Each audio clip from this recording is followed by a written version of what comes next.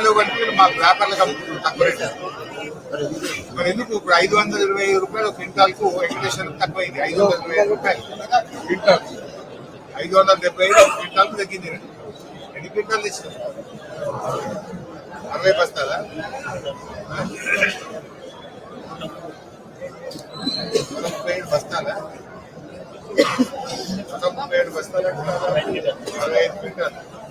65 quintal into 575 రూపాయలు, 34,000 రూపాయలు loss అయింది.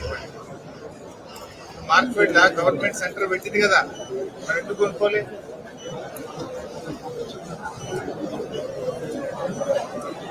ఈడనే సెంటర్ ఉంది, పక్కనే సెంటర్ ఉంటే నీకు ఎందుకు అంత తక్కువ ధరకు?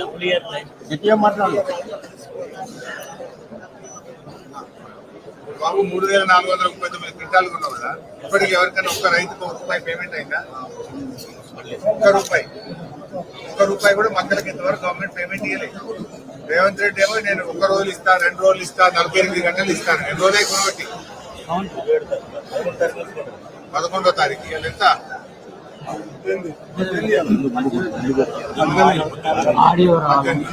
ఆగమయ మక్కలు కొనబట్టు ఎవరికి ₹1 బిల్లు అయితే రాలేదు, రైతులకు పైసలు ఇవ్వలేదు,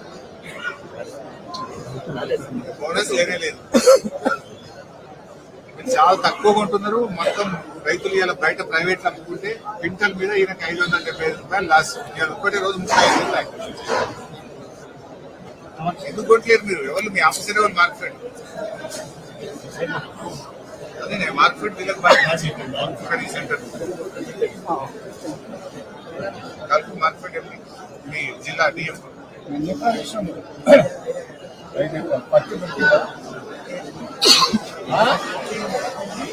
మొత్తం పక్కన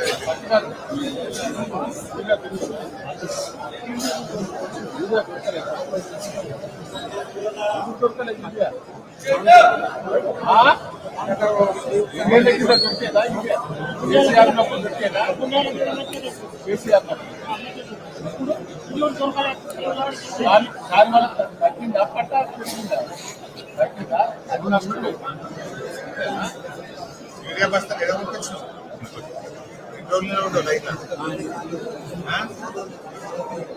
10 రోజులు నిలబడవా? తెచ్చినావా? 2 ఎకరాలు ఇచ్చినాం. 5 ఎకరాలకు 10 రోజులు లైన్ నిలబడవు యూరియా.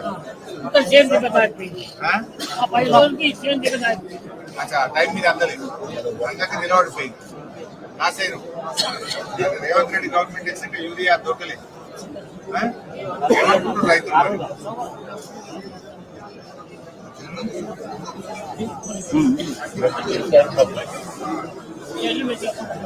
ఏమంటారే? అప్పుడు మందులు మంచిగా దొరికింది, పంట మంచిగా పండి మంచిగా రాలేదు. ఎరువు బస్తా దొరకదు, లాస్ అయింది, దిగుబడి తగ్గింది. మార్కెట్కి వస్తే ధర దొరుకుతుంది. 2 రకాల నష్టం ఉంది. కేసీఆర్ ఉంటుందా?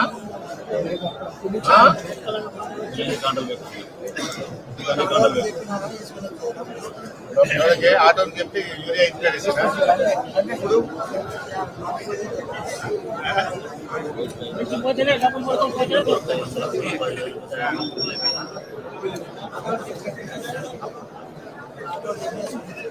ఏమంటున్నారు మరి రైతులు? కేసీఆర్ మంచుకున్నట్టుగా రేవంత్ రెడ్డి మంచుకున్నట్టు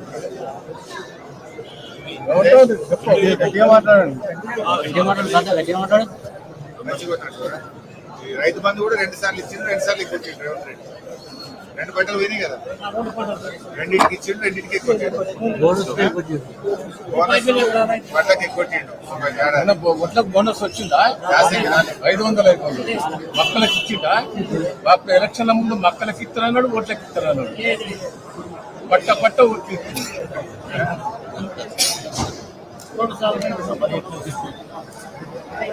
మీ ఎమ్మెల్యే ఓటుకుడు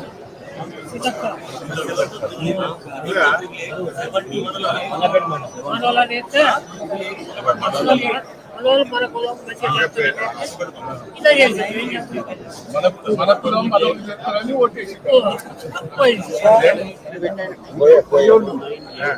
మా కులపోడు చేస్తుందని వేసిందట.